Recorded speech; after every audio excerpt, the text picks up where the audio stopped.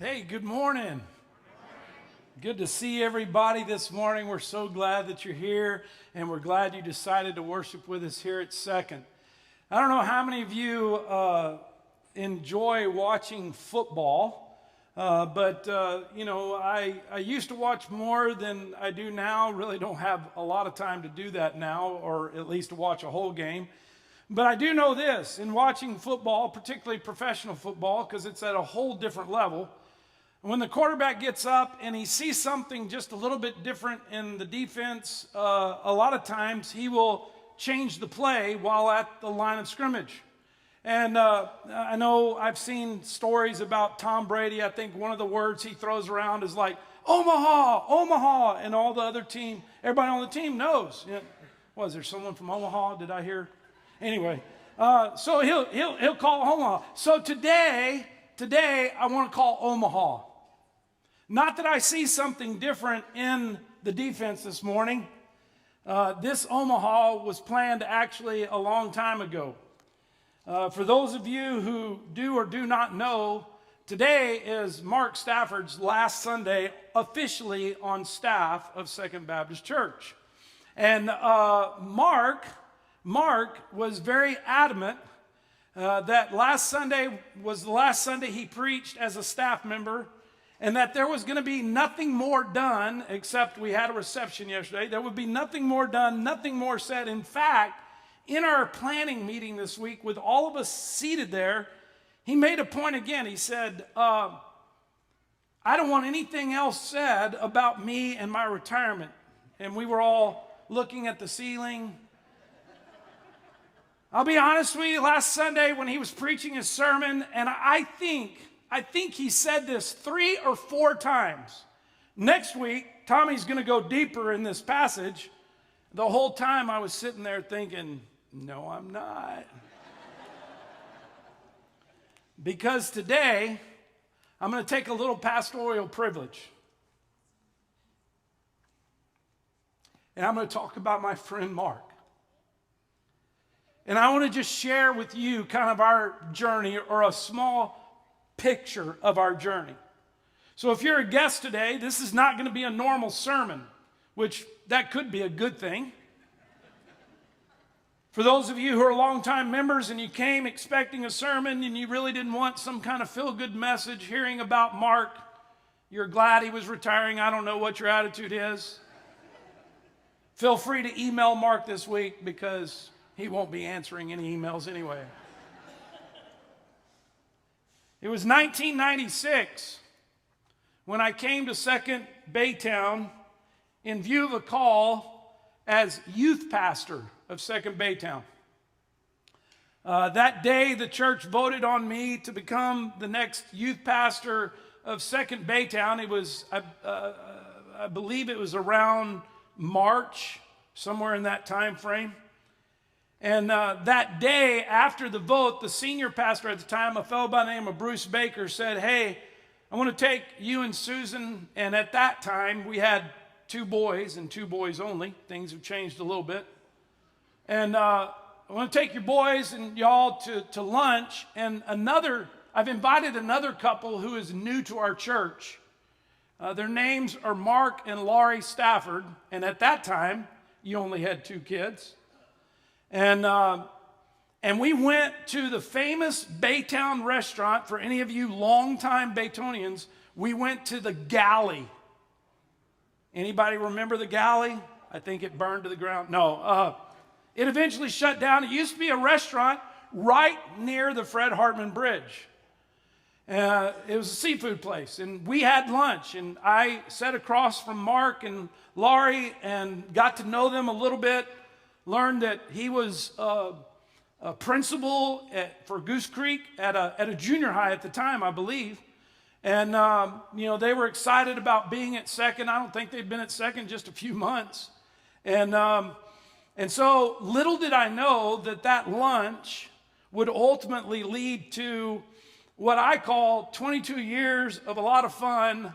Mark might call it 22 years of being in torment. What's interesting is almost a year later, a little less than a year actually, the senior pastor, Bruce Baker, left to go to another church. And for some crazy reason, the church decided to ask me to consider being the next senior pastor at Second. And that new church member who was a deacon at the church, who was a school administrator, was chairman of the pastor search committee that ultimately called me as the senior pastor. No, I did not bribe Mark. I didn't give him any money.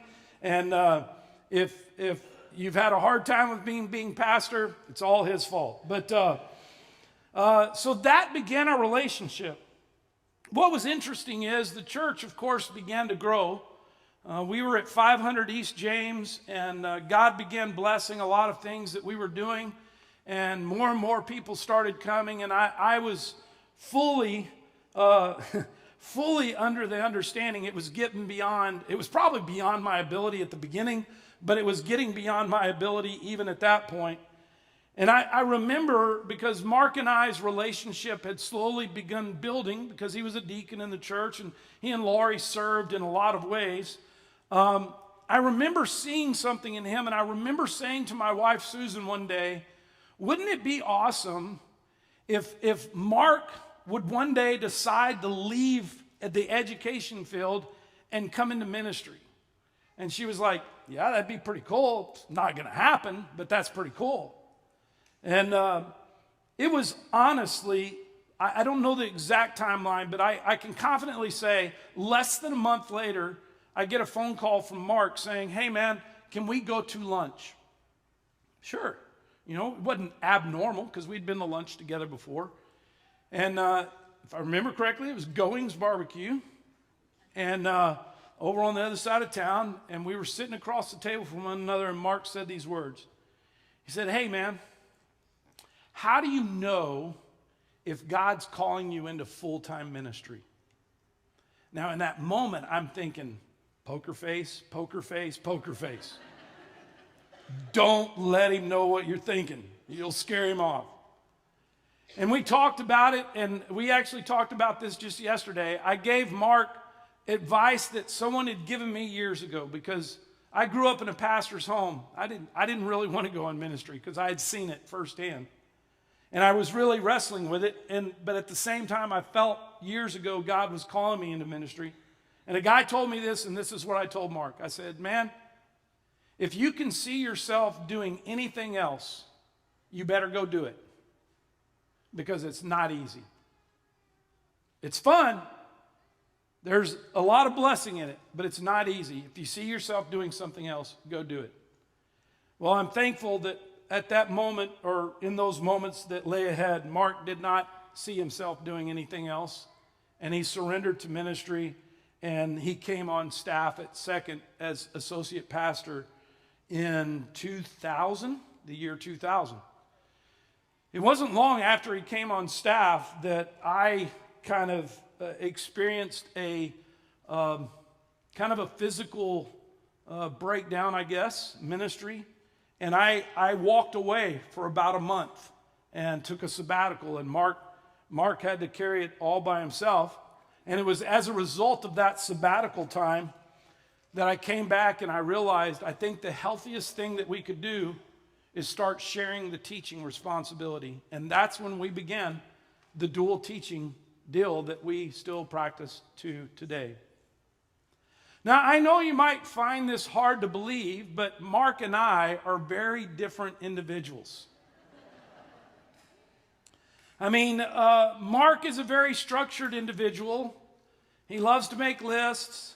I remember in the first staff meetings that, he was still working in the school district, and so he would show up to staff meeting. He still worked full-time in the school district, but they allowed him the chance to come on Tuesdays or Mondays, I can't remember, to staff meeting, and he would walk in with this like 10-pound Franklin planner with a big zipper on it and handles. And I mean, he'd walk in all prepared, but I do remember, this kind of shows you our relationship and how it started. His very first staff meeting, Mark came to, I guess he was nervous about it. He shows up and he forgot his 12-pound day planner in his car. And so he said, hey man, I got to go out and get my planner. And so he went out, and when he came back into the room, all of us are sitting around the table, he was, I think it was this hand, I can't remember, but he was holding his left hand up, and he's left-handed, but his fingers were kind of bent like that. And he walks in, and I'm going, I said, me, hey, Mark, you got a question? Because he has his hand up like this. He goes, no, as a matter of fact, when I was getting my planner out of the car, I was trying to hurry, and I shut my hand in the door of my car. Now, for those of you in this room who have grace and mercy, those are you that just went, ooh, oh. For people like me who lack those typical spiritual gifts, when Mark shared that, I fell out of my chair laughing that he had slammed his hand in his door. Love you, man. I mean, you know that. To which he said, in the school district, people would say, Mr. Stafford, I'm sorry that happened to you. He didn't get that even in the first day when he came on with me. Mark and I, although we are very, very different, we were actually somewhat raised differently. And don't get me wrong, Mark was raised in a very godly home. His parents sitting over there right now with him. And his dad was the deacon of the church that Mark grew up in. I mean, like the chairman, he was the vice chairman, the secretary. He was the deacon of the church. And grew up right here in Baytown. And he grew up in a very godly home and Christian values and all that. But Mark had never been on this side of the ministry deal. And so it was a very different thing. Mark had worked in the secular world. He was, he started out in education. He was a coach, then a vice principal, and then the principal of junior high, principal of high school, then in administration. And so he had been moving his way up. In fact, what's amazing to me, and this was always an incredible thing to me, but he probably wouldn't admit this. I think Mark was the next in line to be superintendent of Goose Creek schools at the time. And he walked away from that to step into ministry. And so even though we were different in that way, and even though we were different in how we did our things, which, by the way, I just got to say, Mark was a guy that he not only brought the planner to work, he always made lists, right? He's a list maker. I think his wife taught him how to do that, but because Lori's a list maker. And so he'd make a list, and every time we finished something, you could see him across the way, or if he was sitting next to me, he put this big check next to it, like he had accomplished it, he had finished it, which made me want to just get his pen and just scribble all over the page. Then he moved up to like an iPad, and the iPad, when he accomplished a task, would go ding. And I think he would just make stuff up so it would ding during the middle of staff meeting. So it was looking like he was doing all this stuff. But it wasn't long after that the realization is, even though Mark and I were very different in leadership and in our abilities, there was something that was very common for the two of us, and that was our love for the Lord and our love for his church, particularly his church called Second. And so we began this, what most people would call a working relationship. I would deem it more of a friendship. And so today, I want to take time talking about a relationship from Scripture that I think is somewhat applicable to Mark and I's relationship. Mark and my. My wife was correcting me after the first service. Now I'm nervous. He's also a grammar guy. I'm not, okay? Me and Mark. But, see, it's going to be bad after this next week. But the relationship I want to look at from Scripture is one that you're probably familiar with. And please, I'm just using the characters because I really don't see myself in the role that I guess I'm putting myself in. But that is in the relationship of Jonathan and David. If you know the story, Jonathan was Saul's son, King Saul. So because of the relationship of his father, Jonathan was to be the next king after his father was no longer king. But God saw something different. And God decided to get a nobody, which there's a lot of similarities to that in me. But he decided to get a nobody and make that nobody a shepherd boy, the king, which really, in a worldly sense, should have made Jonathan a very ticked off individual.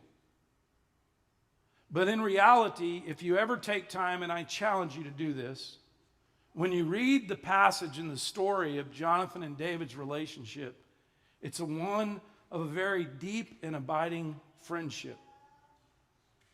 Which brings me to my first thought, and it's this. Friendship is a gift from God. Now, we all know that we have friends come and go. We all know that at one time we've had friends, and now you probably call them frenemies because they're now enemies. We have had people come in our lives, and they've been there a long time. We've had people come in our lives for very short periods of time. But here's what I do know. No matter what the relationship, and no matter what you think you may or may not be getting out of that relationship, the reality is God brings friendships into your lives. They are His gift. And it may not be necessarily for your benefit as much as it may be for the other person's benefit, or it may be that you need that person in your life. And so God gives you a gift to help you in the midst of where you are in your life. And when I look at mine and Mark's relationship, I realize that our friendship was a genuine gift from God. Because for whatever reason, I still stand in awe of this, God chose me to be the senior leader of this church. Now, if you know it, I don't really flaunt that title. I don't really carry that title. I don't introduce myself out in public in that way. But God chose me to be the senior leader of this church. I'm not sure why at times, and I'm sure you probably asked that question yourselves.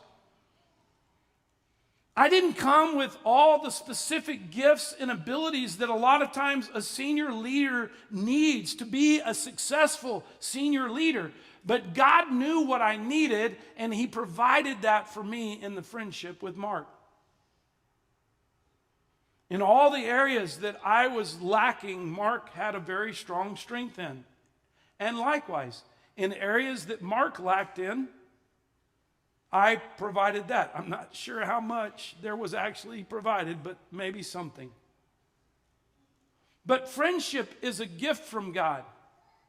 And every one of us needs someone in our life, and we need to understand that even if that person is rubbing you the wrong direction, the reason God has them there is to teach you something even in the midst of that. Mark and I haven't always seen eye to eye. I know you might find that hard to believe. But we haven't always seen things eye to eye. And in fact, a lot of times people would kind of use the term when they talk about us as good cop, bad cop. Now, guess who the good cop was? And guess who the bad cop was? I'll never forget, it's so true within the staff. I think the staff kind of says this behind our backs more than anything. Because the staff knows that if they have something come up that might be an issue, they'll go to Mark first. It's almost like, kids oftentimes go to mom first. Mom will tell us this. They'll go to Mark first. But then they started learning that oftentimes Mark would say something to them, and then Mark would end the sentence with, hey, you need to go see what Tommy thinks. Okay. I don't want to go see the bad cop. But I'll never forget one time, Mark and I had been giving counsel to an individual in the church. This was years and years ago. And they're not here anymore. But this individual was really struggling in their walk with Christ and making some really poor decisions and poor choices over and over again. And they would call Mark on the phone and talk to Mark, and Mark would say, hey, here's what you need to do. You need to surrender your life. You need to repent, blah, blah, blah. I mean, he would, of course, the biblical things to do. And then the individual would call me, and almost like, you're going to give me something different. I would basically say the same thing over the phone. And this went on for months. Mark would meet with them, I would meet with them, and then finally, it had been several months since we had talked to this individual, but we knew because of word on the street and what we were hearing, they were still making poor choices. And all of a sudden one day, this individual calls and says, can I have a meeting with both of you? I'm like, okay, that's fine. And so we sit down in Mark's office and we start having this meeting, and this individual starts going through the same stuff. I mean, the same stuff that's been going on for months. And all of a sudden, Mark just goes off on this person. I mean, it's like, have you not heard anything we've been telling you for months? You need to da-da. And I mean, he wasn't yelling, but I mean, he was being so firm and so direct. And I mean, he just kind of laid it out there. And this individual's eyes were like getting big, because in their minds, they're thinking, this is good cop that's not being good cop. And we finished that meeting. I really didn't even have to say anything. Mark had unpacked the suitcase. But we get through with the meeting. The individual leaves, and I look at Mark and I said, hey, you need to slow down because you're trying to take over my role. I'm bad cop. A real friend is someone who is a gift from God, who covers you in your weaknesses, who gives you strength in those times, and who makes you a better person than what you would be on your own. Second thought is this: a real friend speaks truth. A real friend speaks truth. This is where I was going a second ago. Mark and I haven't always seen eye to eye. But I've always known that whatever he says to me, it was going to be truth. Sometimes it was hard truth, but it was always said in love. And you might find it hard to believe. We've gotten into some pretty tense discussions at times.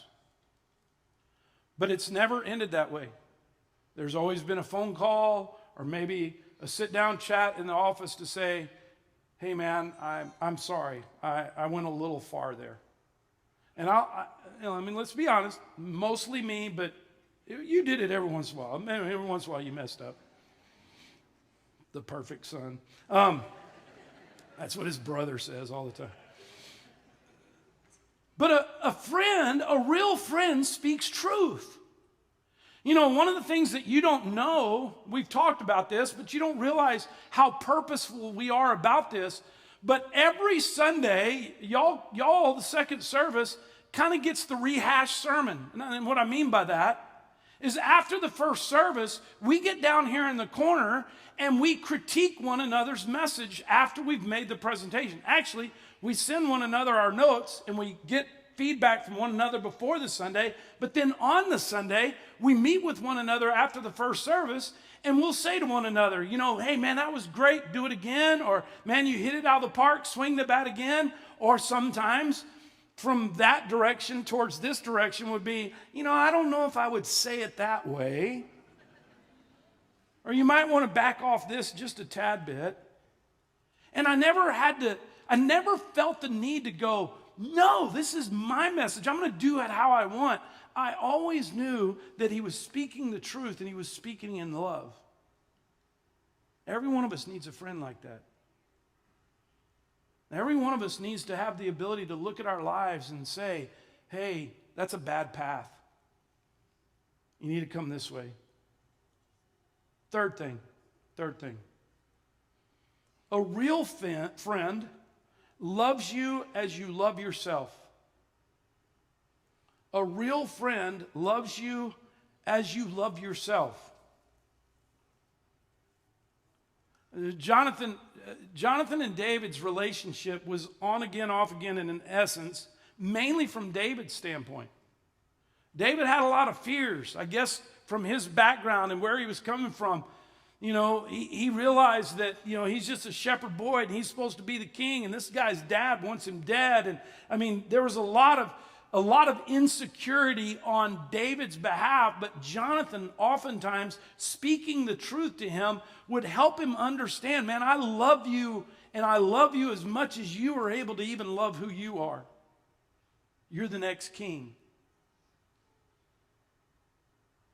You know, I know over the years that very easily Mark could have left this church and went and took a senior pastor role at another church and would have thrived and built a phenomenal church.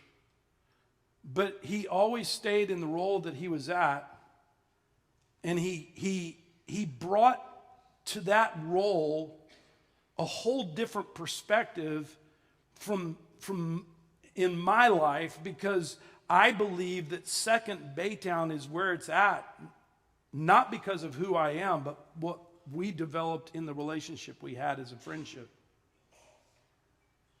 Oftentimes when I felt shortest, Mark always encouraged me.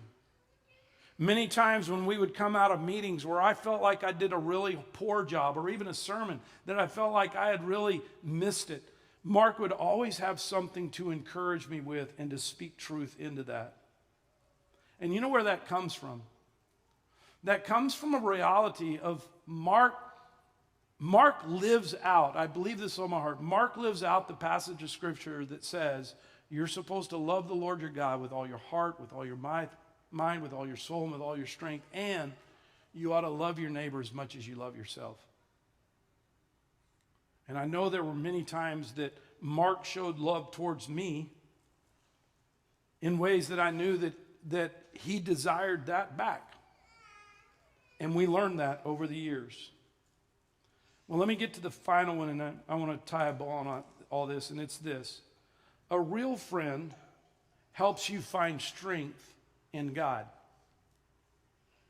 I do want to look real quickly at a verse. I know I haven't given you a lot of verses in this, but it's in 1 Samuel. But particularly in 1 Samuel chapter 23, beginning with verse 15, it says that David saw with his eyes that Saul, the king, had come out to seek his life. In other words, this is one of those times Saul's coming to kill David. And Jonathan, verse 16, and Jonathan, Saul's son, rose and went to David at Horesh, listen, and strengthened his hand in God, and he said to him, do not fear, for the hand of Saul my father shall not find you. You shall be king over Israel, and I shall be next to you. He strengthened his hand in the midst of that, in the Lord. I can't tell you the number of times that Mark has been such an encouragement to me, as I'm sure you've seen that as well in your own life. And where he has, in my moments of weakness, has brought much strength. So one of the things that Mark does over these years, we've done a lot of funerals together. And when we meet with the family in doing a funeral together, a lot of times Mark will, in speaking to the family, will say, hey, what's one word that you would describe your family member with? Just what's one word just stands out about your family member, whether it was their father or their mother, the sister, brother, aunt, or uncle, whoever it might have been. What's one word? And they would give those words. Of course, Mark's over there taking notes. And typically in all the funeral service that I did with him, he would find a way to tie those words into the talk that he was giving at that funeral service.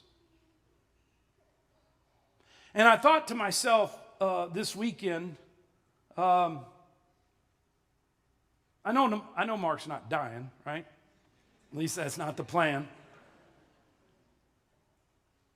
But he is retiring, and he's going to kind of disappear for a while, and then he and Lori are going to be back in church, or we'll hunt him down. But he's going to be gone, and I got to thinking, why wait till he's dead?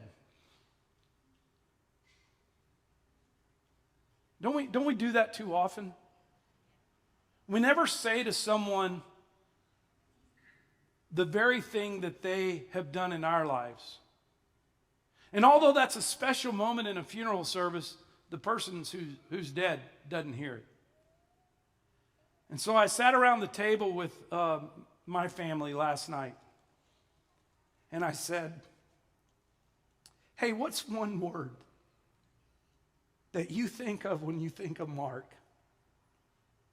And there was like zero hesitation. There wasn't any I got to think about this for a while. Immediately words like steadfast, reliable, straight. I guess I'm crooked. But here's what I want to do today, and this is different. Mark's not only ministered to me in my life, he's also ministered to yours. And so, hopefully this is not too awkward. But I'm going to start over here in this section, so that gives y'all time. This is a slower group over here. I'm going to start over here and just yell out a word that you think of when you think of Mark. A couple of people, 3 people. Steadfast, faithful, friend. What about over here? Compassionate, kind, loving, honest. I'm not a liar. What about, small section. Friendly. Welcoming. What about over here? Supportive. Dedication. Humble. Wise. Kind. Okay, last section. Y'all have had plenty of time. Caring. Constant. Clarity. Righteous. Trustworthy. Okay, y'all can slow him down now. Not that great of a guy.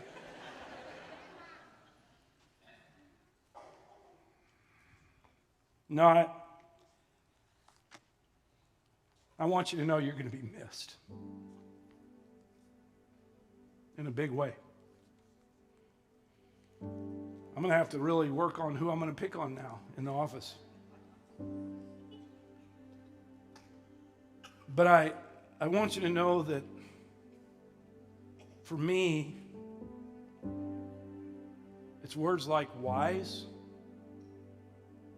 and consistent and caring,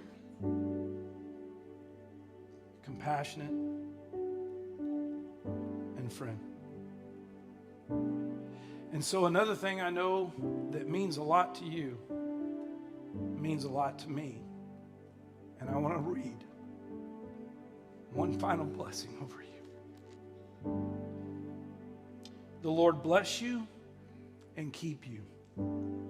The Lord make his face to shine upon you and be gracious to you.